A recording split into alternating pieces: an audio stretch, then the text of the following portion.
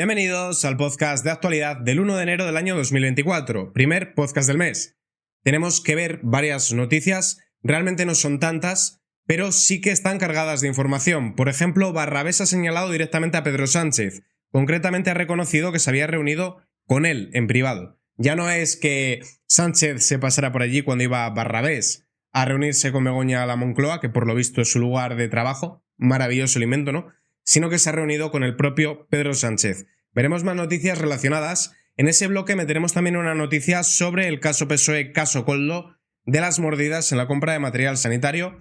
Hablaremos de la situación de Venezuela, hablaremos de ese acuerdo entre PSOE y Esquerra que rompe la solidaridad interterritorial y la igualdad entre los españoles, ese regalo que crea un Estado federal de facto. Y tenemos también una noticia con la que vamos a abrir de que en menos de 30 horas se produce el segundo decapitamiento en España. Si hemos llegado a ver como algo natural, cuando hace unos años era una anomalía, el hecho de que se produzcan agresiones en manada, pues parece ser que esto va a ser el pan de cada día, entre otras cosas, por la falta de contundencia y por unas políticas migratorias laxas, ya que el primer caso fue perpetrado por un argelino. En este caso habrá que aclarar quién ha sido. Decapitan otro hombre en Valencia, al segundo en menos de 30 horas. Esto es una locura, es un tipo de crimen al que no estábamos acostumbrados en nuestro país.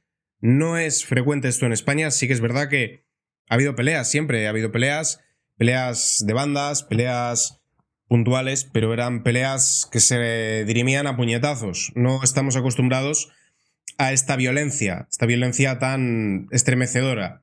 Un hombre ha sido decapitado en Valencia en lo que se supone el segundo asesinato similar en menos de 30 horas. Se suma la decapitación de José Andrés Peña, hombre de 40 años. Este nuevo asesinato ocurrió pasada la medianoche de este jueves. La Guardia Civil ha asumido la investigación del caso. La alerta se recibió poco después de las 12 horas de la noche. Las primeras indagaciones señalan que la víctima fue apuñalada a unos 50 metros del lugar donde fue hallada sin vida.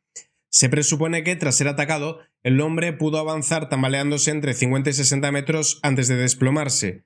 Esto es, ya digo, una forma de violencia que no es frecuente en nuestro país y espero que no lleguemos a aceptar como normal esto, porque no es normal y lamentablemente las agresiones en manada ya se ven como otro caso más, otro de esos casos aislados que aislados no tienen absolutamente nada y ya no causan revuelo. Y ahí es cuando ya estamos vendidos. Cuando aceptamos que estas cosas pueden pasar en nuestro país, que no debería de ocurrir, es cuando ya hay manga ancha para que este tipo de violencia comience a ocurrir. Lamentable el asesinato y espero que el culpable sea puesto a disposición judicial.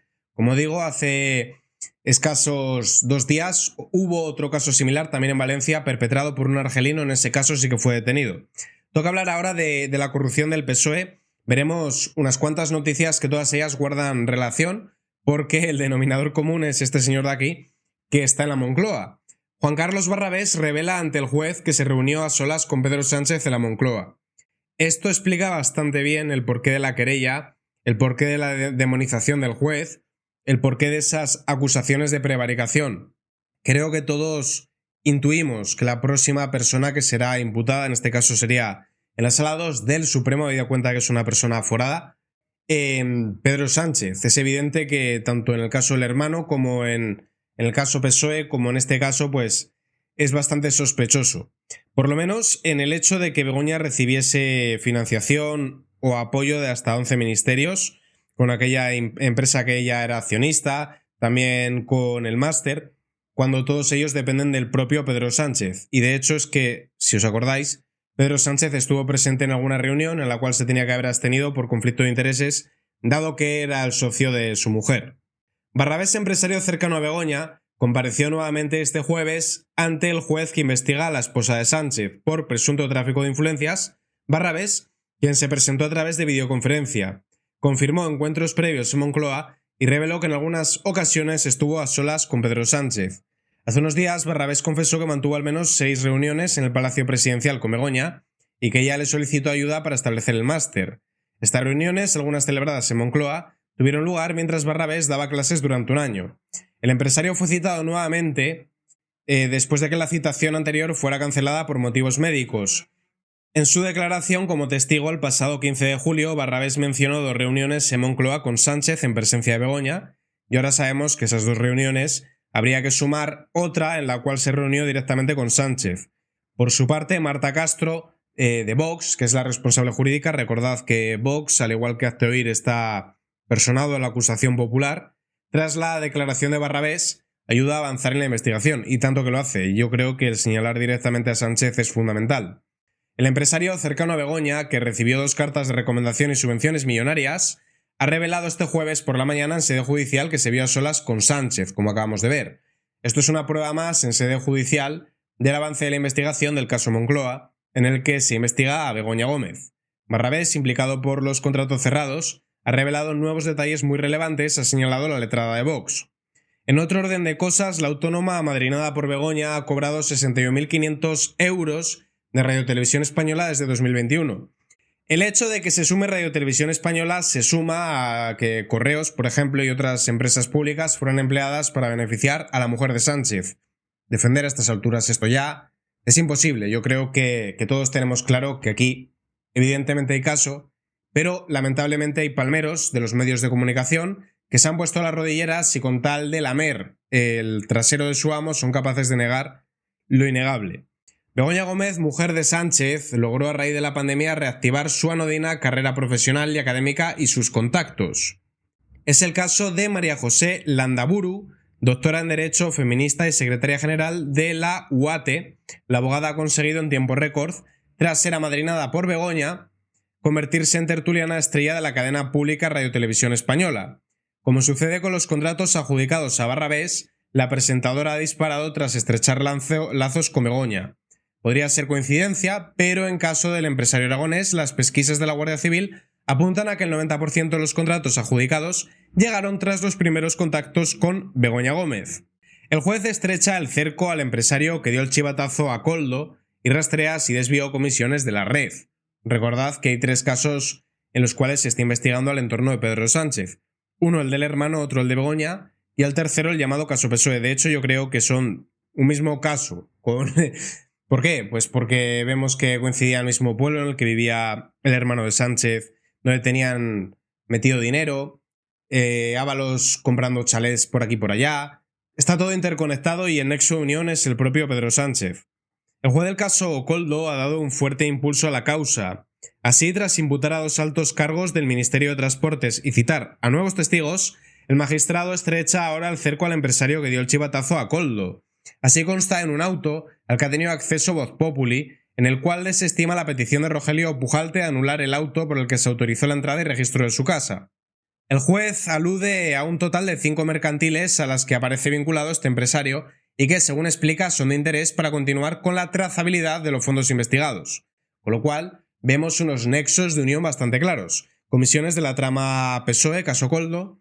En total, poco más de 100.000 euros en la trama. Sería lo que encontraron en el depósito judicial de Murcia y lo había canalizado Pujalte. La fecha es relevante puesto que apenas semanas antes la empresa clave de la trama, Soluciones de Gestión, percibió 2 transferencias de la administración pública tras adjudicarse los contratos de emergencia. En concreto, 4,55 millones de euros provenientes de Puertos del Estado, dependiente del Ministerio de Trabajo. Y recordad que también cerraron negocios con el Cabildo de Canarias, que en aquel entonces gestionaba Ángel Víctor Torres, así como con la Comunidad Balear, que estaba bajo la presidencia de Francina Armengol. Ambas personas fueron aforadas por Pedro Sánchez después de que perdiesen las presidencias de las respectivas comunidades autónomas, igual que se decidió nombrar ministra a Elma Saiz, que había sido consejera en el gobierno de Chivite y que es otra de las aforadas, con lo cual entendemos o podemos deducir que Sánchez afora a las personas susceptibles de ser investigadas por la compra de material sanitario. Iberia abandona la compra de Air Europa por las duras condiciones de Bruselas. Aquí cabe resaltar que Air Europa era parte de la matriz Globalia y que Begoña Gómez se había reunido con ellos mientras estaba negociando el rescate por parte de la SEPI y además a través de Wakalua, otra filial, financiaban la actividad de Begoña en el Africa Center. Continuando con la noticia, podemos apreciar que IAG alega que en el actual entorno regulatorio continuar con la operación no redundaría en beneficios de los accionistas. Yo más bien entiendo que no se quieren mezclar con el turbio asunto de Begoña Gómez y que quieren desvincularse y esperar a que se esclarezca todo. International Airlines Group, IAG, ha cancelado la operación de compra de Air Europa, valorada en 500 millones de euros, porque en el actual entorno regulatorio continuar con la operación no redundaría en beneficio para los accionistas. El grupo que integra Iberia, British Airways, Vueling, Aer Lingus y Level habría ofrecido deshacerse el 52% de las rutas operadas por Air Europa para tener la aprobación de la Unión Europea. Insisto en que yo creo que más bien no quieren enturbiarse y que reanudarán la compra cuando se esclarezca todo. Ahora toca hablar del bloque que sería ese acuerdo infame entre PSOE y Esquerra. Me gustaría saber qué pensarán los votantes del PSOE de Extremadura, Andalucía, Murcia, Canarias, comunidad en la que resido, las comunidades más desfavorecidas, al ver que se premia a una comunidad más rica y que se le otorga a la Hacienda, mientras que en el resto de comunidades, con la excepción de la Comunidad Vasca, tenemos una Hacienda única. Esto encaja muy mal con ese relato de redistribución de la riqueza de los socialistas. El presidente Sánchez afirmó este miércoles que está feliz por el resultado del magnífico preacuerdo que previsiblemente llevará a Illa a ver qué dice Puigdemont, ¿no?, a presidir la Generalidad de Cataluña. En su opinión, es un paso en la federalización de nuestro Estado autonómico y una acción política que será muy buena tanto para España como para la región catalana. No, realmente no. De hecho, luego hablaremos de cómo puede provocar una fuga de empresas. O sea que va a ser malo para Cataluña y desde luego es malísimo para España.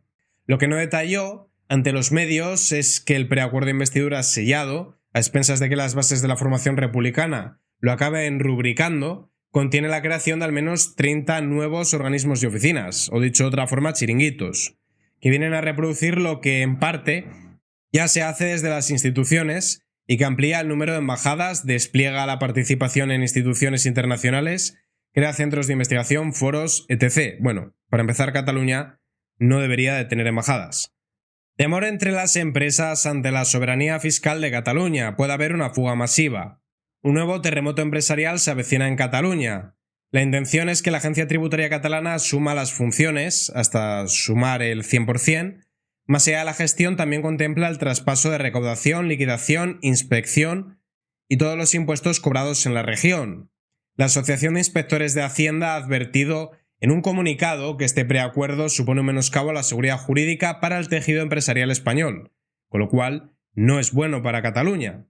En otro orden de cosas, toca hablar de lo que ocurre en Venezuela y cómo afecta también a España. Terremoto en Sumar por el apoyo de Yolanda Díaz a Maduro.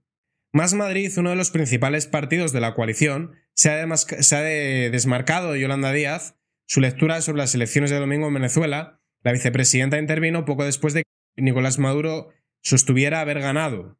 Las fuentes consultadas explican que la formación madrileña se ha alineado otra vez con los ecologistas europeos y no con la izquierda poscomunista, en cuyo grupo, por ejemplo, participa Podemos, y que al hacerlo se desmarca de Yolanda Díaz, a quien achacan otro error de comunicación, y es que defender lo que hace Maduro es defender lo indefendible.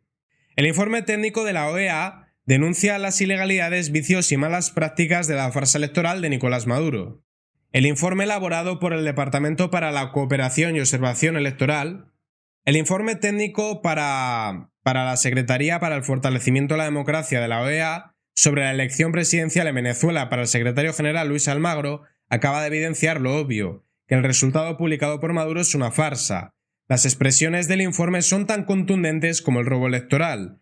Este informe contiene un relato de ilegalidades, vicios y malas prácticas que se presentaron durante este proceso electoral. El régimen de Maduro nuevamente ha traicionado al pueblo venezolano.